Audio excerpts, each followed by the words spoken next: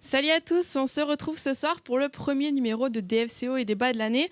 Alors ce soir, on est avec un invité qui est un petit peu particulier. C'est pas un joueur, c'est pas le coach, mais c'est le responsable du recrutement du DFCO. C'est Sébastien Larcier. Bonsoir Sébastien, la forme? Bonsoir, oui, tout va bien, merci. Alors on a souvent l'habitude d'avoir des joueurs ici, donc on sait un peu comment se passe leur quotidien. Mais vous, c'est quoi comment se passe votre quotidien en tant que responsable du recrutement?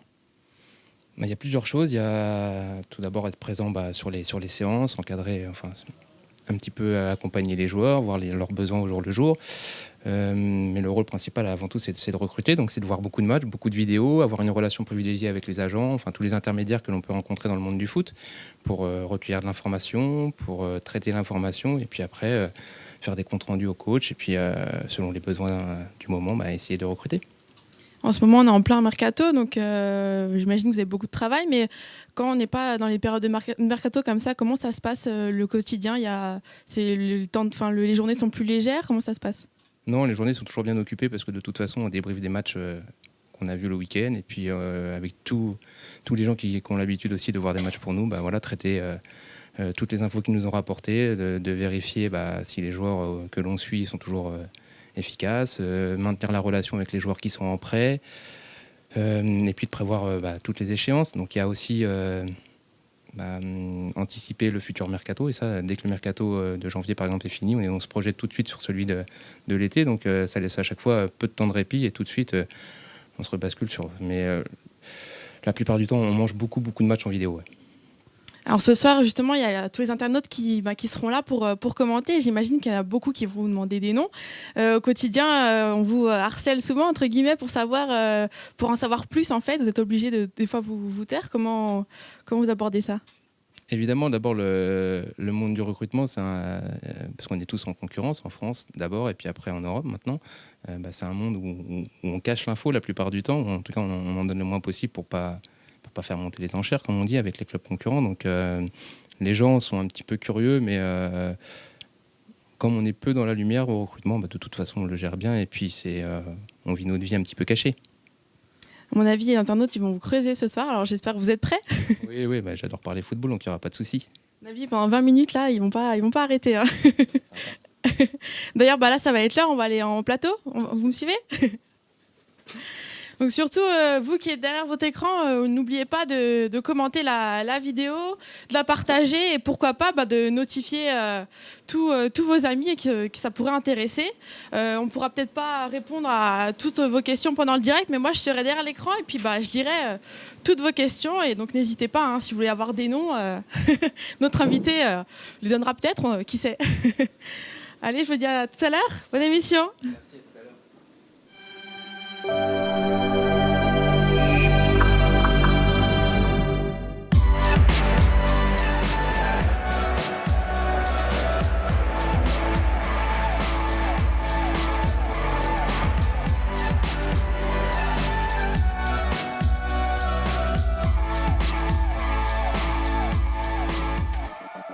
Salut et bonne année à tous, parce que c'est encore la période, c'est la reprise aussi pour votre rendez-vous foot du mercredi soir. Il est 20h, on est en direct ensemble pendant une vingtaine de minutes. Vous l'avez compris, l'idée du soir c'est de parler mercato, puisque c'est aussi la période dans le football avec Sébastien Larcier, le monsieur recrutement du DFCO. Salut Sébastien. Bonsoir. Merci d'être avec nous. Avec nous aussi Yohan Olid, vous l'entendez à la radio sur Cassis FM. Salut Yohan. Salut Théo. Et puis vos messages seront relayés encore ce soir par Sébastien Quérou qui fait un retour dans l'émission. Salut Seb. Bonsoir Théo, oui, très ravi de faire ce retour sur l'émission. D'ailleurs, il y a Jordan Renou qui est en ligne. D'ailleurs, ils sont nombreux en ligne. Il y a 150 personnes actuellement sur notre site. On les salue tous. Et Jordan qui nous dit enfin le retour de l'émission. Voilà, on a manqué, bien sûr. Mais la question la plus importante, je crois, elle est pour Sébastien. C'est allez-vous recruter cet hiver? C'est Thibaut qui nous pose cette question. La première volonté, c'était de maintenir la stabilité du groupe, parce ça fait maintenant 4 ans, voire 5 ans qu'on bosse ensemble avec le staff. Et on a réussi à créer ce qu'on voulait faire depuis le début, une ambiance de travail, une méthode de travail et en tout cas une philosophie. Et on a un groupe qui nous plaît, on a un groupe qui vit bien et ça c'est super important dans l'objectif du maintien. Donc le premier objectif c'était de maintenir un peu ce groupe et pas trop le chambouler. Alors après, évidemment, on est sur un marché où ça bouge beaucoup, les clubs anglais achètent fort, donc à tout moment on peut avoir des départs, on a déjà eu un. Donc à ce moment-là, on sera amené à réagir, mais la première volonté c'est de ne pas trop toucher à l'effectif. Ouais, c'est justement Quentin Bernard qui est parti pour Brest en Ligue 2, il voulait du temps de jeu, c'était ça sa problématique, j'imagine que vous l'auriez bien conservé. Oui, parce que déjà c'est un joueur qui nous a permis d'accéder, donc la volonté aussi c'était de garder tous ces joueurs qui, en tout cas un maximum, qui nous ont permis d'accéder à la Ligue 1. Et puis on s'est aperçu qu'au départ, il n'était pas forcément dans les joueurs qui auraient beaucoup de temps de jeu, mais mine de rien, il a tiré son épingle du jeu, il a joué plus de matchs que prévu.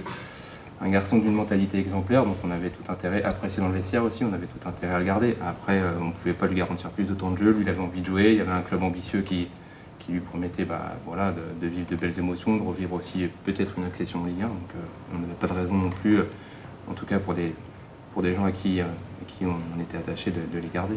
Alors je vous rappelle que dans cette émission, vous êtes acteur, vous n'êtes pas spectateur, donc vous pianotez sur votre clavier, soit de smartphone, soit d'ordinateur. Vous posez vos questions en direct à Sébastien, il peut y répondre, il est là pour ça.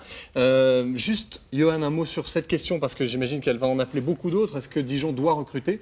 On a entendu Olivier Dalloglio en parler, dire qu'il faut forcément se renforcer un petit peu par petites touches. C'est une obligation aujourd'hui pour Dijon ? Ouais, une obligation peut-être pas, mais comme l'a dit Sébastien, c'est vrai qu'ils ont un groupe aujourd'hui qui fonctionne bien. Tous les entraîneurs disent que Dijon collectivement c'est très costaud. Effectivement, on a réussi à créer un vrai esprit d'équipe parce que Sébastien, c'est pas la première année qu'il travaille à Dijon. Ça fait des années qu'on travaille sur le recrutement et puis on a eu une mode d'aller chercher les jeunes et puis des joueurs qui sont en CFA par exemple. Donc on a construit quelque chose, il faut faire très attention et Sébastien est là pour le faire vraiment gaffe à ne pas détruire l'esprit d'équipe tout simplement. Ouais, c'est ça, ouais. Donc, il y a beaucoup d'internautes qui nous demandent si vous avez déjà peut-être pisté justement des joueurs pour cet hiver. Alors le positionnement d'un club comme Dijon, on est obligé d'avoir des coups d'avance. On n'a pas assez d'argent pour d'un seul coup arriver et puis dire allez, on a besoin d'une recrue, boum, on sort le carnet de chèques, on achète. Nous, on ne peut pas se permettre ça. Donc forcément, on est obligé de suivre des joueurs depuis longtemps et puis au cas où, pouvoir recruter. Mais les coups d'avance, on est obligé de les avoir, oui.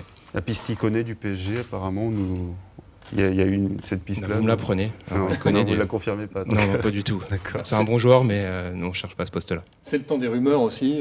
Est-ce que ça fait partie du jeu, du mercato ? On sait que c'est un mercato qui embête notamment Olivier Dalloglio. Ils s'en plaint souvent de ce mercato en pleine saison. Est-ce que il faut jouer avec ça, les rumeurs, les démentir, laisser courir de certains bruits ?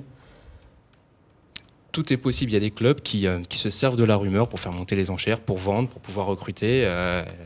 Pour ne pas citer Olivier Piqueux, par exemple, lui, c'est un adepte d'utiliser les journaux, les réseaux pour bien vendre ses joueurs, pour aussi, des fois, en attirer d'autres. Nous, on n'est pas dans cette méthodologie-là, pardon.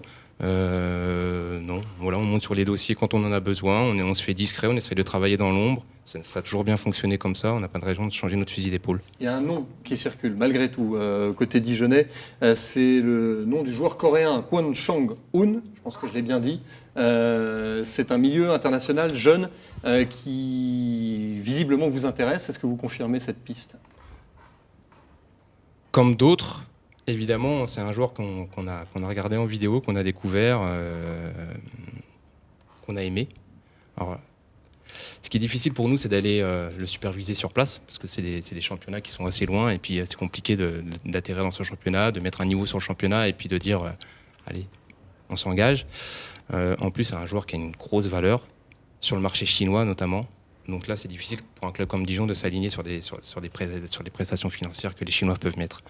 Donc sportivement, ça nous intéresse. Après, la réalité montre que ça sera certainement pas faisable. Autrement, il y a Christina Bezedache qui nous demande si Marvin Martin va rester au club ou pas. Est-ce qu'il y restera ? A priori, il est prêté pour la saison. Oui, de toute façon, les prêts sont forcément d'une année. On a beaucoup bossé avec lui pour lui permettre d'arriver à un niveau physique et puis permettre de jouer, parce que ça a été compliqué.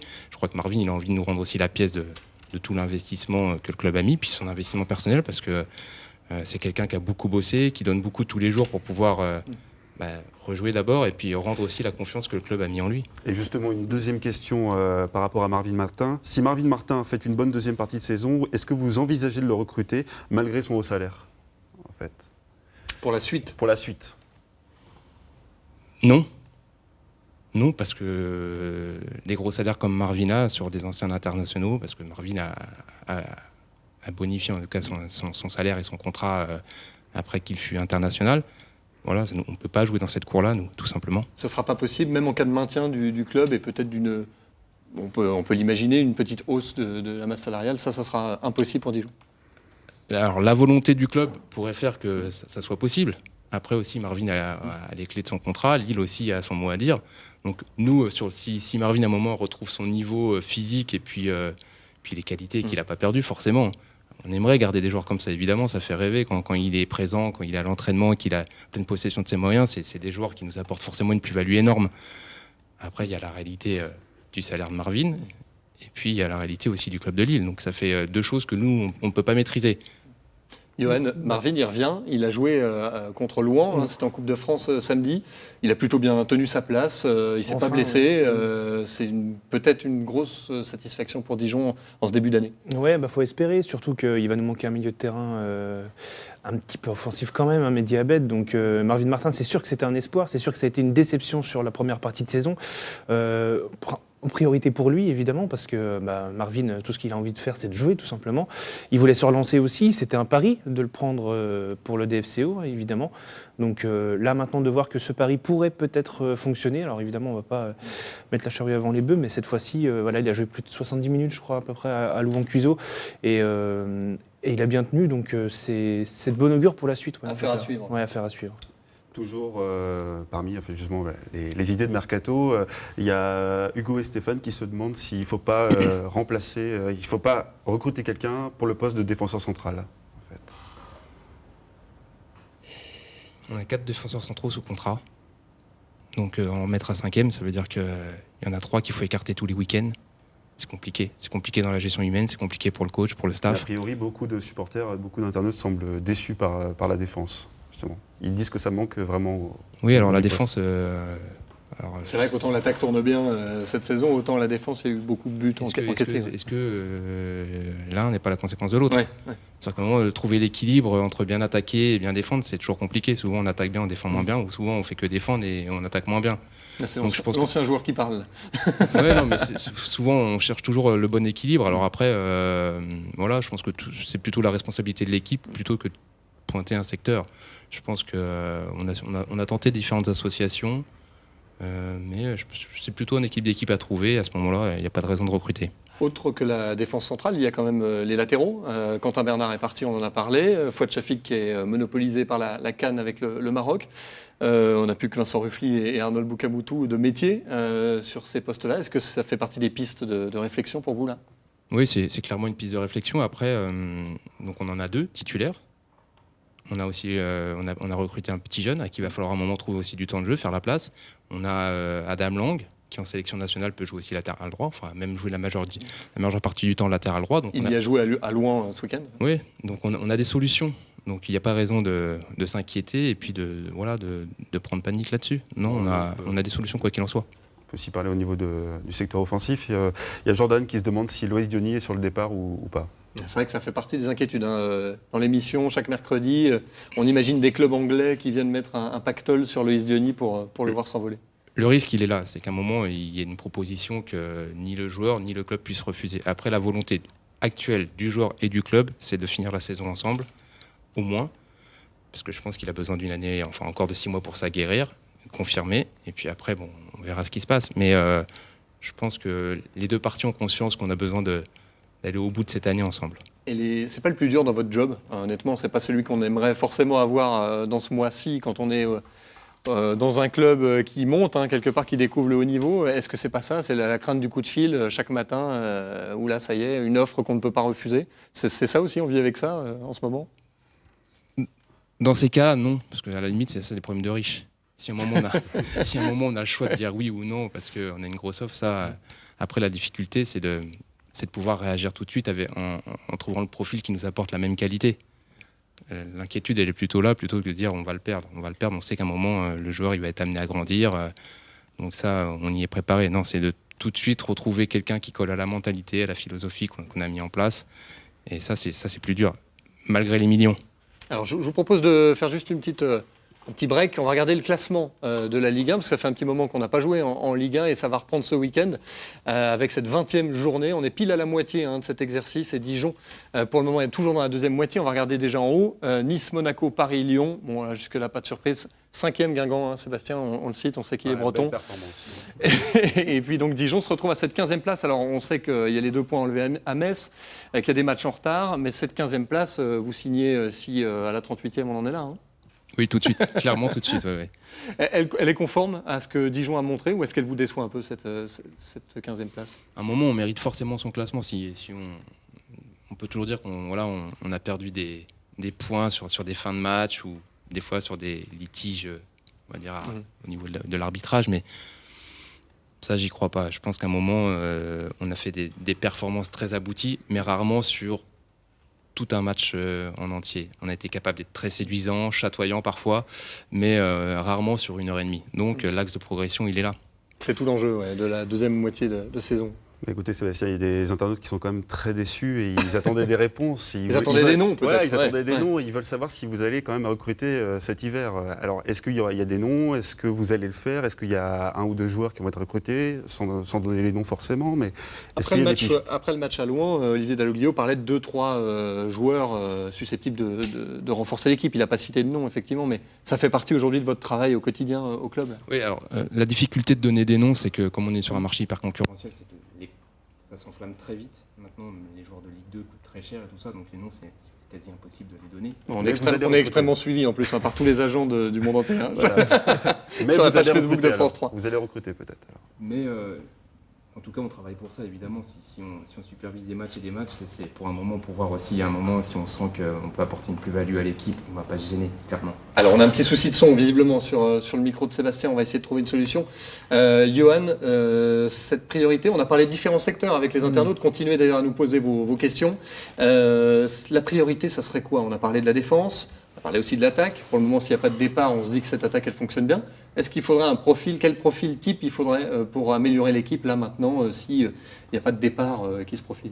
S'il n'y avait pas eu le retour potentiel... Question difficile, mais il n'y a pas de raison que Sébastien qui en est. S'il n'y avait pas eu le retour potentiel de Marvin Martin, on aurait dit un milieu offensif, un petit feu follet comme Philippe Otto a pu l'être par le passé, par exemple pour le DFCO.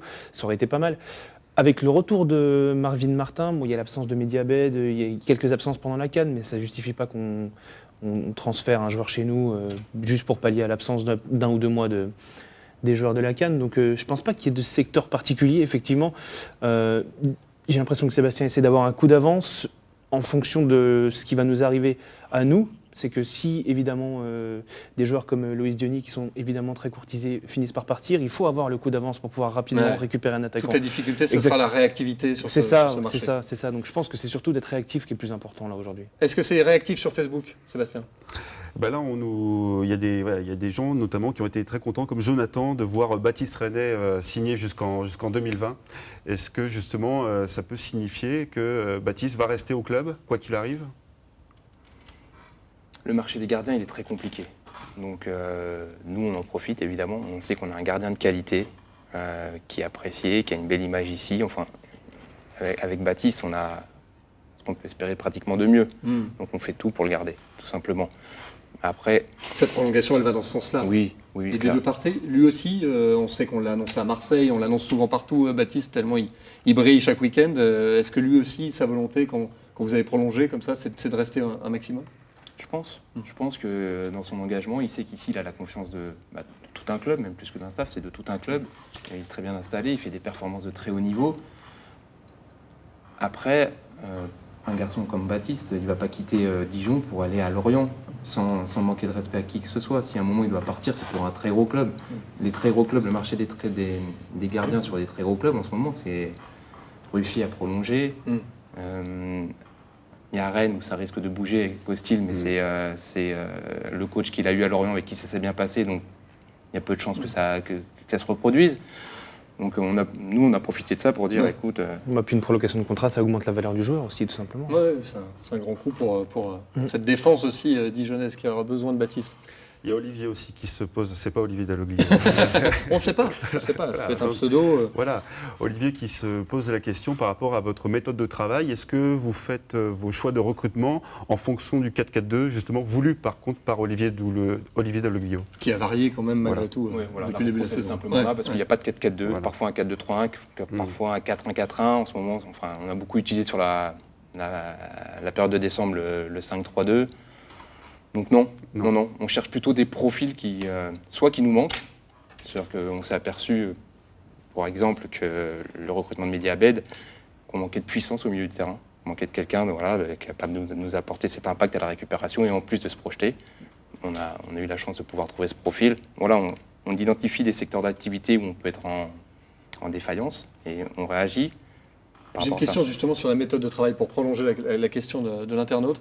On sait que, Johan en a parlé, vous avez eu l'habitude de sortir des joueurs de division amateur pour les emmener en haut niveau. C'est le cas de Pierre Lesmelou cette année. Il y a eu Romain Philippotto, effectivement. Plus loin, Benjamin Cornier. On les voit les trois. Comment vous procédez pour aller repérer ces pépites? Est-ce que ça vous remonte par des informateurs dans les divisions amateurs? Comment vous procédez pour faire ça? Il y a eu clairement deux temps. Il y a eu le temps où on a fait beaucoup de matchs dans le secteur amateur, où on était tout le temps présent sur tous les matchs du week-end, et où on a organisé aussi beaucoup de détections dans le monde amateur.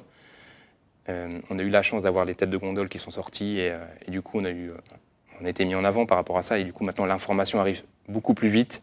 Oui, ici à Dijon, on repère et on fait jouer, on donne sa chance. Donc Ouais. maintenant, les agents, les entraîneurs, nous disent, nous on a un bon jeune de 18-19 ans qui sort en CFA2, CFA national. Alors, le plus dur, c'est de faire le tri maintenant. Bah, C'est la rançon du succès. C'est ça, il faut aller voir, il Ouais. faut se déplacer, prendre la voiture, aller voir les matchs et puis croiser les infos. Et puis à un moment, on a la chance d'avoir un staff technique qui accepte aussi les joueurs à l'essai pendant la saison.